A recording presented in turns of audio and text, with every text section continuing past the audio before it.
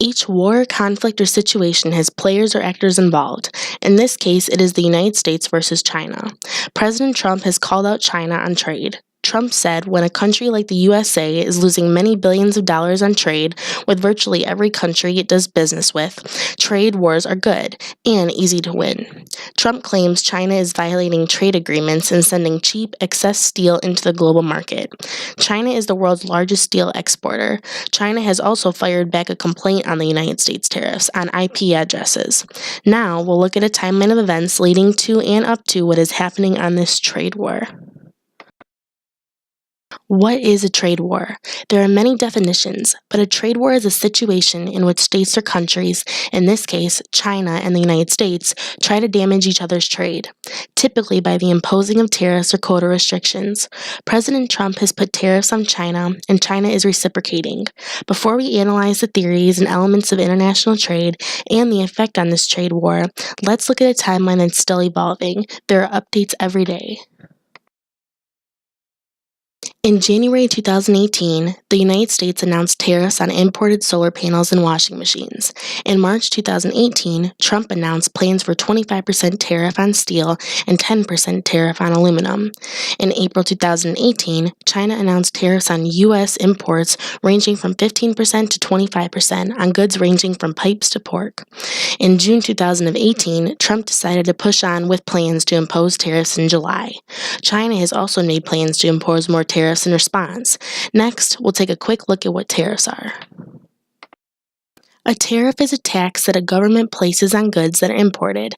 This makes the foreign products more expensive and helping domestic makers of the product who don't have to pay the tax. Now, we'll look at some theories. With the mercantilism theory of international trade, the most important goal of economic policy is the creation of the most favorable possible distribution of wealth for our country.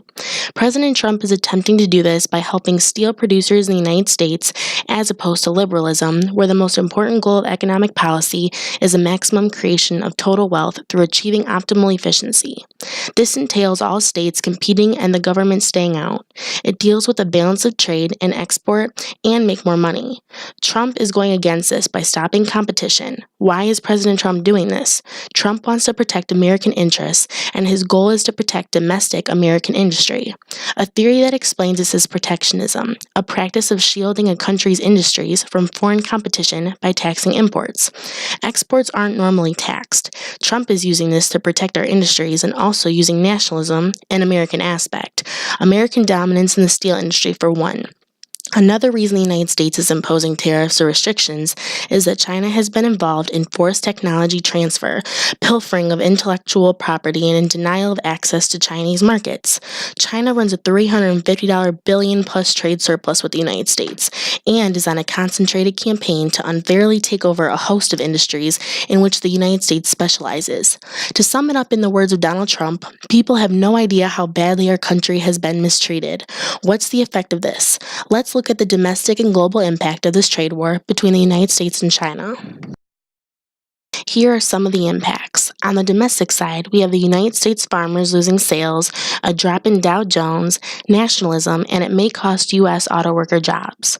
On the global side, shipments slowing at ports and airports, prices for raw materials are rising, factory orders are being cut, retaliation from other states, a threat to the NAFTA and the WTO, or the World Trade Organization.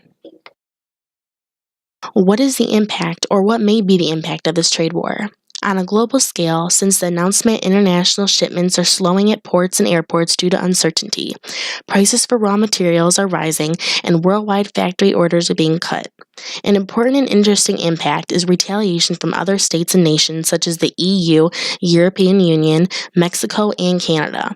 The EU has already hit back at Trump with billions in tariffs. Canada and Mexico have been talking about sanctions, and this impact goes even further by disrupting trade with Mexico and Canada and introducing tariffs. There is a threat to the North American Free Trade Agreement, or the NAFTA. Globally, we need to see what the WTO or World Trade Organization is going to do and what role it will play in this trade war. Additionally, China may turn more to Africa, as we've read about in the module paper. In China, data shows that credit and investment growth have taken a major hit. Protectionism is threatening to slow global trends. Domestically, United States farmers will lose sales with tariffs. There was a drop in the Dow Jones with the announcement. Another effect would be that the tariff will affect U.S. automakers and cost their jobs. As you can see, a trade war would have a major impact on the global and domestic economy.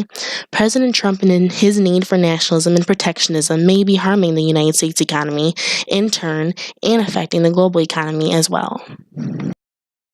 What's next? Now we've seen the who, why, and what, and looked at the impact of a U.S.-China trade war. What's next? What is the future of the U.S.-China trade war, and is there really going to be a war?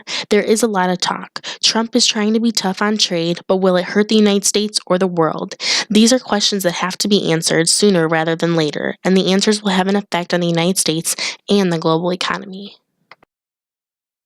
I will leave you with some alternatives to tariffs. As one source said, tariffs won't stop China's mercantilism. Here are some alternatives.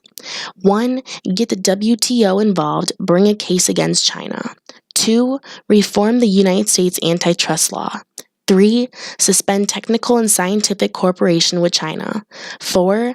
Deny access to Chinese headquarters enterprises from listing on U.S. stock exchanges. And 5.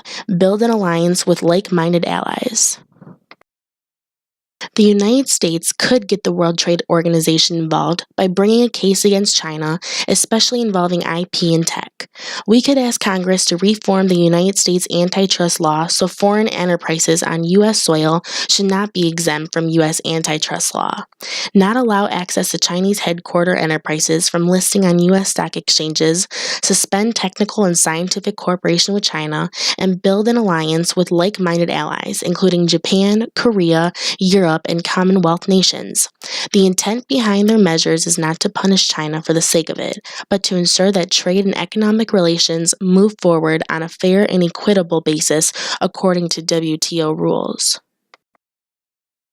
In conclusion, we may be in a trade war with China, which will affect the domestic and global economy. Now there's a lot of posturing and talk, but that can change at any minute. This is a situation we need to watch closely. My name is Caitlin Barber, and this is my international trade presentation for PS 130. I hope you enjoyed it, and thanks for watching.